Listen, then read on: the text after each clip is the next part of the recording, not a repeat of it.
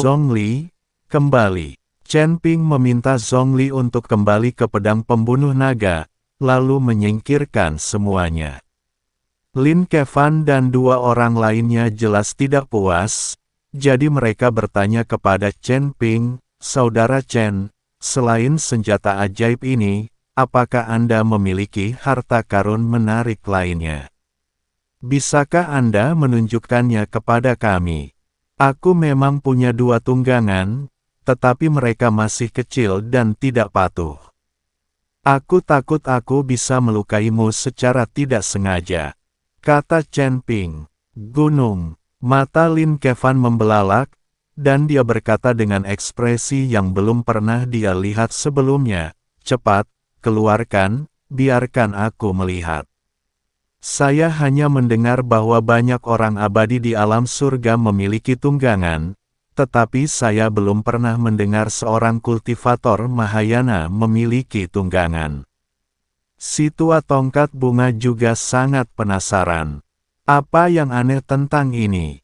Seperti kata pepatah, uang membuat dunia berputar.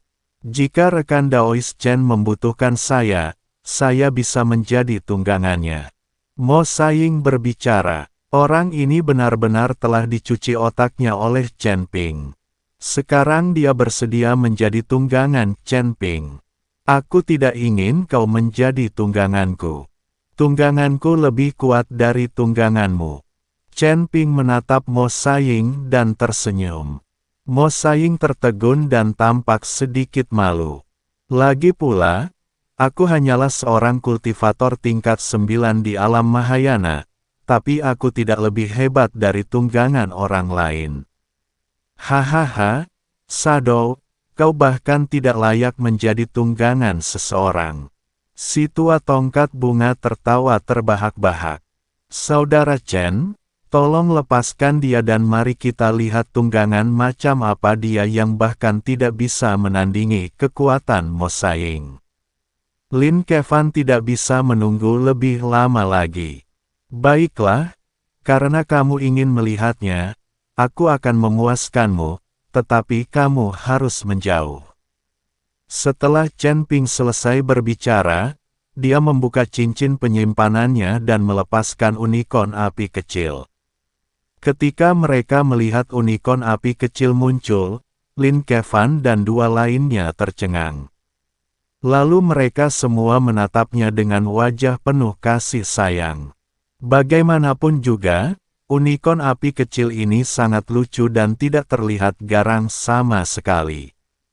Ketiga orang itu perlahan mendekati kilin api kecil dan mengulurkan tangan serta mulai menyentuh kilin api kecil itu.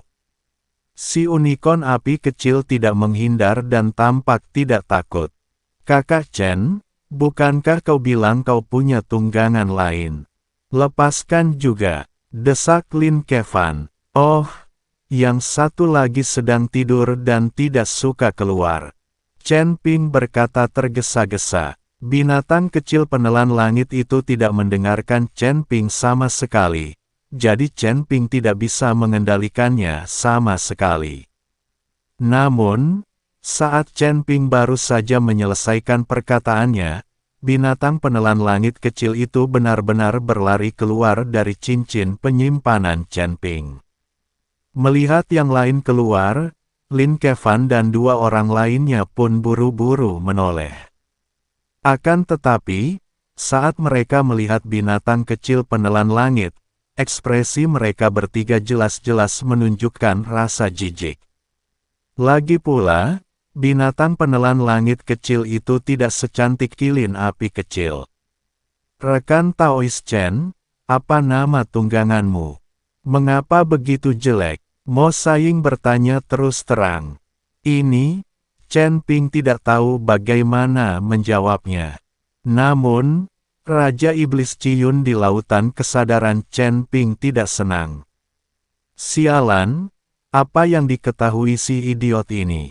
Beraninya dia mengatakan binatang pemakan langitku jelek." Raja Iblis Ciyun sangat marah. Jika dia tidak dalam wujud roh sekarang, dia pasti sudah keluar dan menghajar Mo Saiying sejak lama. Tidak apa-apa kalau agak jelek, tapi kedua tunggangan ini kelihatannya kecil, jadi seharusnya tidak terlalu kuat, kan? Bagaimana mungkin kekuatan Shadow tidak sebanding dengan dua tunggangan kecil ini? Huas Hang Weng bertanya dengan bingung. Benar sekali, tidak mungkin aku tidak bisa mengalahkan kedua bocah kecil ini. Mo Saiying tidak percaya kalau kekuatannya tidak sebaik kedua tunggangan itu yang bahkan belum menjadi binatang dewasa. Jika kamu tidak percaya, kamu dapat mencoba meniru binatang penelan langit. Chen Ping tersenyum sedikit dan berkata, kilin api kecil ini terlalu kecil, dan mungkin tidak sebanding dengan Mo Saiying. Tapi binatang penelan langit kecil itu adalah tunggangan Raja Iblis Awan Merah, dan ia mampu menyerap segalanya dengan mulutnya yang terbuka. Aku akan bertarung denganmu, tetapi jika aku melukai tungganganmu, mohon jangan salahkan aku, rekan Daois Chen. Mo Saiying mengepalkan tangannya dan berkata, jangan salahkan aku, jangan salahkan aku. Tapi jika kamu terluka, jangan salahkan aku. Chen Ping melambaikan tangannya dan berkata, binatang pemakan langit itu bukan miliknya, dan toh binatang itu tidak akan mendengarkannya. Jika benar-benar terluka, yang akan merasa sedih adalah Raja Iblis Awan Merah. Jangan khawatir, aku tidak akan terluka. Setelah Mo Saiying selesai berbicara, sosoknya menghilang seketika dan langsung menuju ke arah binatang kecil penelan langit. Alasan mengapa ia disebut Mo Saiying adalah karena kecepatannya begitu cepat sehingga bayangannya pun tidak terlihat. Tepat saat bayangan pembunuh hitam itu bergerak, binatang kecil penelan langit itu tampaknya mengetahui sesuatu dan membuka mulutnya lebar-lebar. Kekuatan hisap yang besar langsung menyedot bayangan hitam pembunuh itu ke perutnya. Chen Ping dan yang lainnya tidak sempat bereaksi. Mereka bahkan tidak melihat bayangan Mo Saiying sebelum dia menghilang. Mana orang-orangnya? Mana si manusia bayangan? Tanya lelaki tua dengan tongkat bunga itu. Lin Kevan dan Chen Ping juga buru-buru mencari kemana-mana, tetapi tidak dapat menemukan jejak Mo Saiying. Pada saat ini, Chen Ping memperhatikan perut binatang dewa langit kecil itu. Tiba-tiba dia teringat sesuatu dan berlari cepat. Katakan saja cepat, dia bukan orang jahat, dia temanku. Chen Ping mengguncang binatang kecil penelan langit dan berteriak keras. Binatang kecil penelan langit itu membuka mulutnya dan menyemburkan bayangan hitam pembunuh. Pada saat ini, Mo Saiying sudah setengah mati, tubuhnya dipenuhi lendir, dan dia terus batuk. Ini benar-benar mengerikan, sangat mengerikan. Ada ketakutan di mata Mo Saiying, yang membuat orang menjadi bodoh. Lin Kevan dan Hua Zhangweng juga tercengang. Mereka bahkan tidak melihat bagaimana Mo Saiying memasuki perut binatang penelan langit. Kamu baik-baik saja. Aku sudah bilang kamu tidak bisa melakukannya, tetapi kamu bersikeras mencoba dan kamu hampir mati. Chen Ping memandang Mo Saiying dan tidak bisa menahan tawa. Lin Kevan menatap Chen Ping, matanya penuh dengan gairah, dan berkata, Saudara Chen, kamu punya dua tunggangan, sayang sekali, aku ingin tahu apakah kamu bisa. Tidak, tungganganku sudah mengenali tuannya. Chen Ping tidak menunggu Lin Kevan mengatakan apapun dan langsung menolaknya. Dia tahu orang ini berencana mengambil tunggangannya lagi. Chen Ping mengambil kembali unicorn api kecil dan binatang menelan kecil itu, melirik Mo Saiying dan berkata, cepat mandi, kalau tidak kamu akan bau. Chen Ping hanya ingin pamer dan memberitahu Lin Kevan dan dua lainnya tentang kekuatannya. Tidak mungkin dia akan memberikan semua ini begitu saja.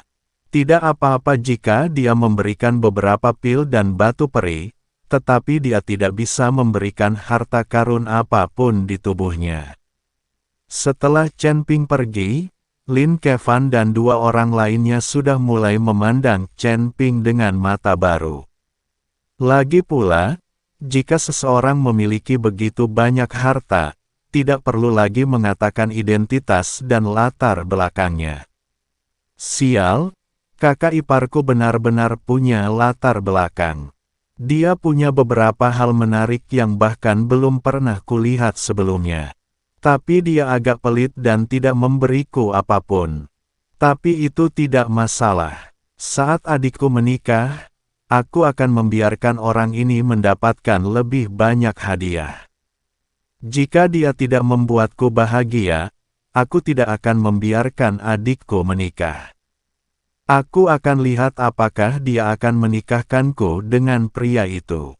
Lin Kevan sedikit mengangkat sudut mulutnya, seolah-olah harta karun di tubuh Chen Ping cepat atau lambat akan jatuh ke tangannya. 2 hari kemudian, Xing Daorong secara pribadi mengantarkan batu peri kepada Chen Ping. Chen Ping tahu bahwa meskipun Xing Daorong mengirimkan batu peri, jumlahnya tidak akan sebanyak itu, bahkan tidak sampai 100.000. Jadi untuk menghindari ketahuan, Chen Ping menemui Xing Daorong langsung di luar dinasti Xiao. Tuan Chen, Anda meminta saya untuk mengantarkan batu peri, dan saya bergegas ke sini tanpa henti.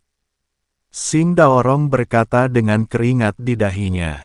Orang ini tidak memiliki pesawat udara dan hanya bisa mengandalkan kekuatan spiritualnya sendiri untuk terbang.